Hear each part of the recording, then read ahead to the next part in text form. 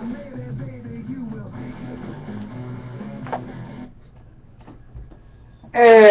good Friday afternoon. Welcome to the American Adversaries on 660 AM. Here, it's Friday, June 19th, 2015. So welcome to today, or this evening, or your weekend. It was so hot and sticky today that even John L. Casey took off his nappy-looking sport coat and was heard to say, "Whew, it's a little tepid out there." The Chinese continue to hack our governmental departments with the ease of a Democratic Party voter competency test. And Brian Williams will be back on the airwaves real soon. It's okay. He won't be doing the evening news for $10 million a year.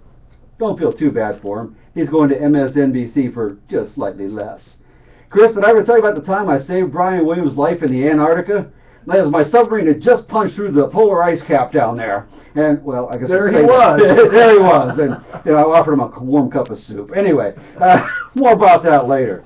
And, of course, they finally caught the dirtbag. It didn't take them long, who assassinated the 9 people while they were attending a prayer meeting. He was caught, and they awarded him a $1 million bond today.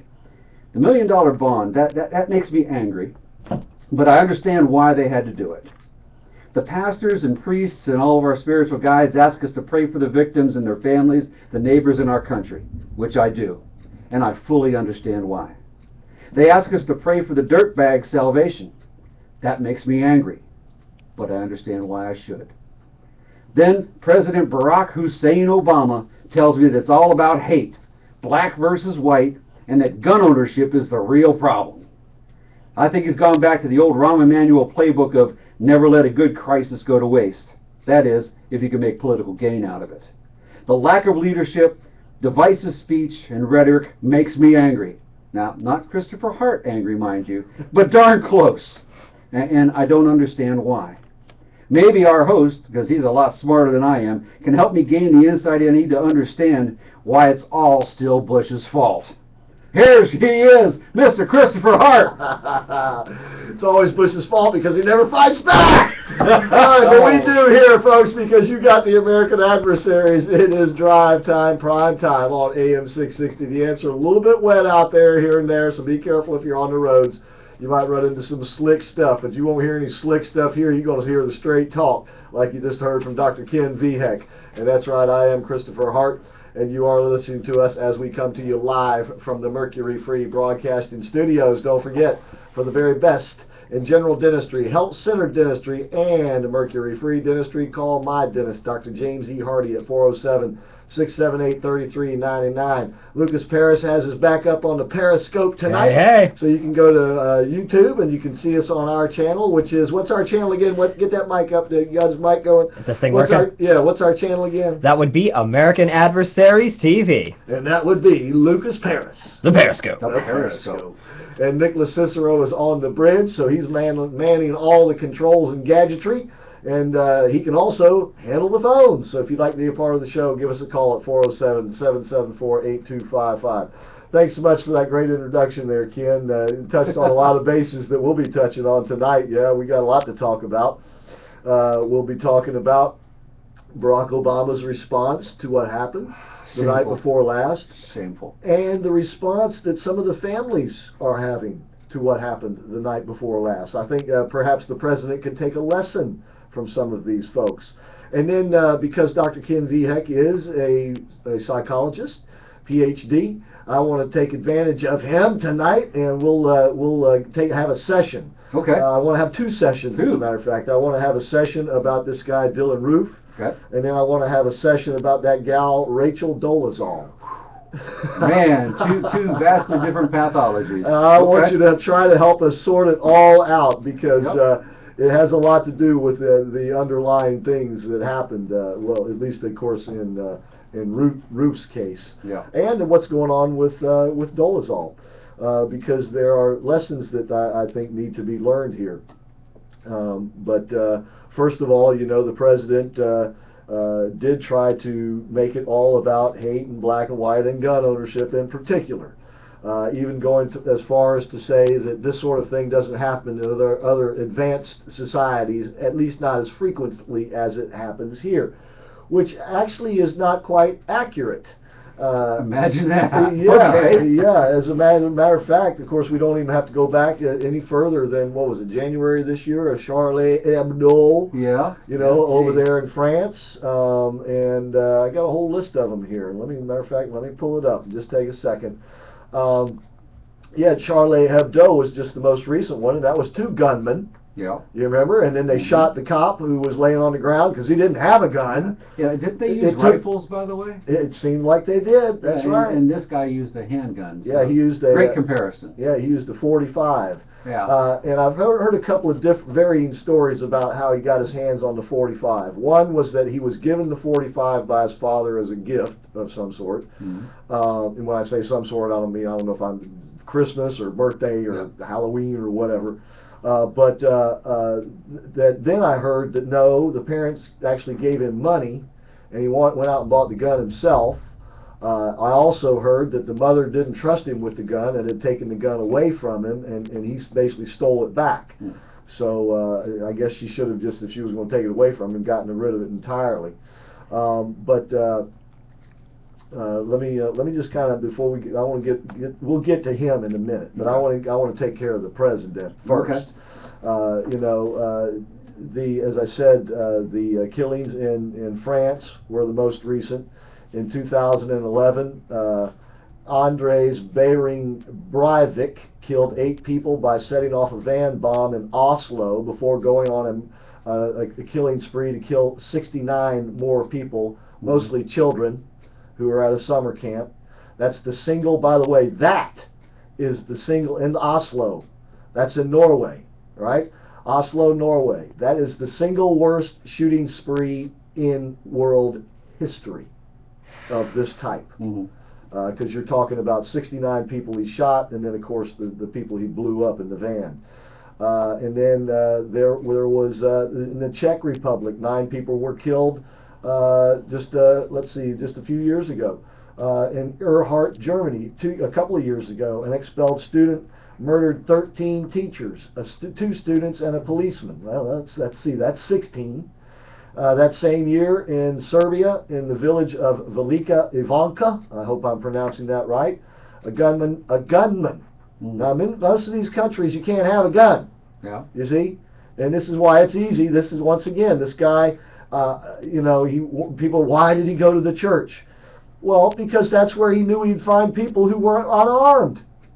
And he went to a black church because he wanted to take out his hate on black people.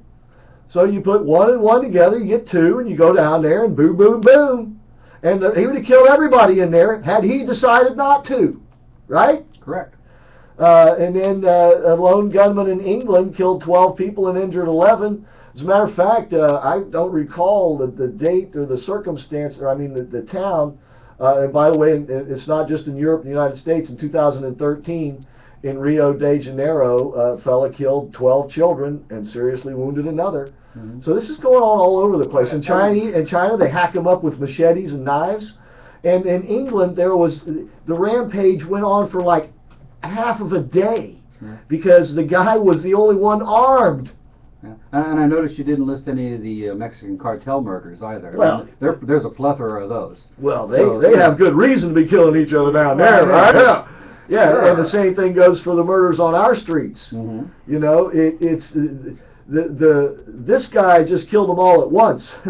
And I'm not trying to make light of this, but you know, a lot of the murders are just 1 on 1, 1 on 2, 2 on 1, that sort of thing. But they're so repetitive. Yeah. It's just a total waste of life all the way around. Ken, it is. It's just when you go and you compare us to another country or to other incidences that happen around the world, what you're doing is you're implying that statistics are playing a role in this. And as I learned through all the schooling I've gone to and all the things I've had to prove through research, statistics is just basically lying with numbers. Right. You know, you can make the numbers say anything you want, and you can come out and say, oh yeah, we have a higher incidence than everybody else in the world, and when you take out the fact that we're 5 times larger than any other country. You see, so by population, you know, if we have the same instances, we're going to have, if you do the figures right, we'll actually be less per capita than the countries over there. To give an example, this morning I was watching CNBC, and they were talking about the number of bacteria, I believe, in our body. Our bodies are made up, if you count the cells, 90% of our body is bacteria. Yeah. 10% of us is human beings. If you count the cells. Mm-hmm. But if you weigh the matter, Mm-hmm. it is about 5%. Right. So it's all in how you look at those numbers. How you interpret the numbers, and it's basically who's paying for the survey or the study, and you just follow the money. You see what they really want you to say. In those things. So the president, what he's up to here is he's manipulating the facts. Cherry picking. Exactly. That's what we call it. It's called cherry picking. And this to me is the most cruel and crass thing of all, because he should be eliciting sympathy and empathy. His words should be consoling. Yes. These are fighting words. Well, that's what I said. The lack of leadership. He had a perfect opportunity to be able to show and display leadership. And what does he do? No. He just tears everything down. He tries to just further divide people to make everything more scattered. So why? So he looks better. So he looks like a leader, when in fact he's doing anything but Everything leading. but. Yeah, because you don't lead by tearing things apart. You can't. No. No. And it's the worst kind of politics, but that's what we expect out of him. Yeah. You know, but what I'd like to see is one or two of the Republicans stand up and say what we just said. Yeah. Because this is the only way to counter it. You can't just let it happen and go without responding to it, because it is tearing the country apart. Yeah. It is feeding into the lunacy that ended up killing 9 people the other night. Yeah. Now there's other things at play here, and we'll be plying Dr. Ken's brain about that. But nonetheless, this atmosphere that this president has created, taking us back to the civil rights marches of the 60s, this is, and it's counterproductive. It's not good for anybody. The least of which, of course, is the black community. And fortunately, we're seeing a bit of, at least at this stage, we're seeing a different reaction in Charlotte than what we have seen, say, for instance, in Baltimore and in Ferguson. And it's refreshing. And we'll talk about that when we come back. It's something that I've been saying that the country really needs, the salve, if you will, that the country needs. Speaking of stuff like salve that you might need, Roxy Pacifics, the great stuff. This was great. Use it every day. All natural kelp-based solution that you can just mist onto your body.